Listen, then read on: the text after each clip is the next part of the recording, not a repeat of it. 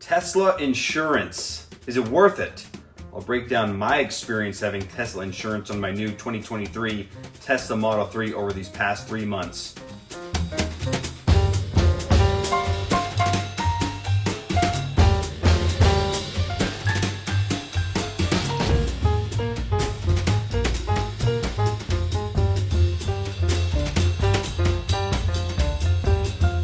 Tesla is still a relatively new company. They started selling cars, then they moved into solar panels, and then battery storage, and now there's quite a few options of cars. And along with those cars, they sell insurance, and you can do financing to get that car or solar panel through Tesla. And I did all of that on my 2023 Tesla Model 3.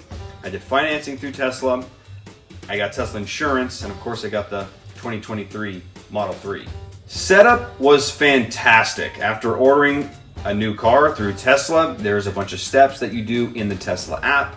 One of those is insurance. Do you go through them, or do you plug in your existing insurance through could be a local or a national insurance chain? And you have an option to get a quote and compare what that is versus what you currently have. And that's what I did. And my quote for Tesla insurance was quite a bit cheaper than my monthly premium would have been at a national chain. It's about $20 cheaper right out of the gate. And they said, I'm going to try it. So I went through and got Tesla insurance. I did financing through Tesla's partners for the car.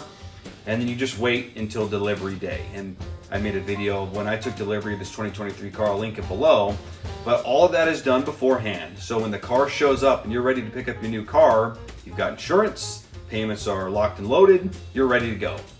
Right out of the gate, one thing I noticed with Tesla insurance, because there is a long list of criteria that goes into your safety score. And some of you may know what that is based on your eligibility to get the full self-driving beta. In its early days, you had to have a 99 safety score to get access to that beta. It's changed a little bit since then, so you may be familiar with it, but there's autopilot disengagements, following too close, excessive speeding, quick braking, quick acceleration. All of these factors play into your safety score. The better the safety score, the cheaper your monthly premium, and it changes every single month. And right out of the gate, within my first 100 miles, I had a braking alert where it thought I was following too close. It makes this loud noise. It's kind of frustrating when it happens. And I was like, you've got to be kidding me, because I knew that this was going to affect my score. Right out of the gate, my safety score dipped below 80, and I was looking at a higher premium than my fixed monthly premium from a national insurance agency, and I had to work really hard in the early moments because there wasn't a lot of data. I hadn't driven the car very much to get that score up, and it was frustrating. And I remember saying, I'm canceling this because I have to drive so carefully. I'm so much more aware of my surroundings because I want a better score. I want a cheaper premium. And I didn't know that I wanted that. And for the first 2 months of having the car on Tesla insurance, I was planning on canceling. But as I drove more and more, my habits started to change. My score got better. I started to see the savings. And after my 3rd month, my safety score is up to 98, where it currently is.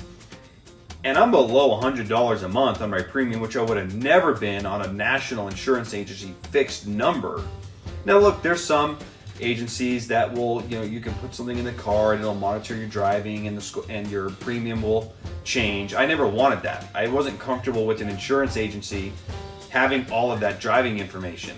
Look, Tesla's getting it through the car anyways, so I guess I was a little more comfortable with Tesla having it because they have that information, being a tech-forward company and a tech-forward car.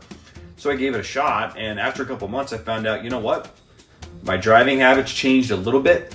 I use autopilot more to keep a safer distance. I make sure in traffic not to be ultra aggressive because I don't want to crash into someone or even have a situation where the car thinks I'm going to crash and it gives me that forward collision warning. I changed all of that. And now I'm up to 98. I'm saving over $50 a month, which is substantial. That's over $500 a year. That's a lot of money. Like, that almost pays for, in my case, all of my TV streaming subscriptions for an entire year, just by being willing to use Tesla insurance and have them monitor all the data in the car. And so I think it's worth it. At the end of the day, Originally, no, I didn't think so, but after I adapted and changed, I think it's worth it. It's worth the savings, and it's so easy too. That's what I love about it. Like, within the first 2 months, I had to take my car to the service center to get something fixed. And normally you'd go in, you give them your license, proof of insurance. If you're lucky, you'll get a loaner car. All handled before I got there because I had Tesla insurance. They said, oh, you're good. Here's the key. We don't need anything. We got all your information. It's a lot like Apple in the sense that if you get a computer, an iPad, a phone, a watch, all of these things work together. The Apple ecosystem, it creates a better user experience. I think it's the same with Tesla now in the early days. I don't have solar, maybe one day, but as you get more products, insurance, the car, financing through Tesla, it just makes the experience a whole lot easier. So would I recommend Tesla insurance?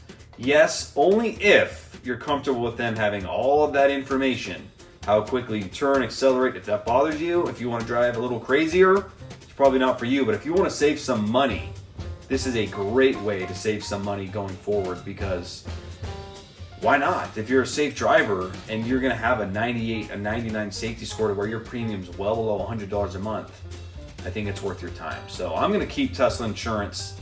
And for those of you where it makes sense, I recommend it. To those of you who subscribed, I appreciate it. Thank you so much. I hope you enjoy the videos. Comment below if there's any questions or concerns that you have about potentially buying a Tesla, or if you're in the new stages of owning a Tesla, what questions do you have? Let me know in the comments below. Appreciate those of you who subscribe and like the video. And until the next time, take care.